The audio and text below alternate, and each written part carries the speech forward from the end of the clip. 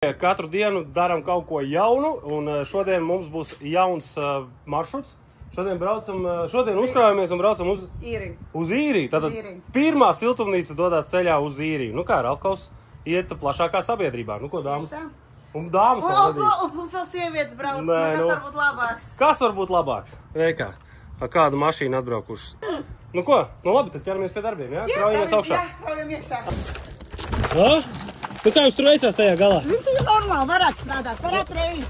Varētu reizi Tas kāds 100 eiro stundā. Varētu piestrādāt Ralfkausā, jā? Turamies, jā? Redzi, draugi, mums ir kolēģiem jāizsūt. Man ir jauna darba kolēģi. Jūs varat nesteigties uz darbu vairāk. Siltumnīca ir iekrauta. Viss. Dodamies uz Īriju, jā?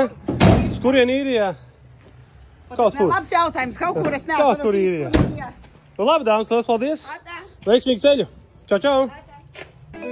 Ralfkaus atbrauks un izdarīs.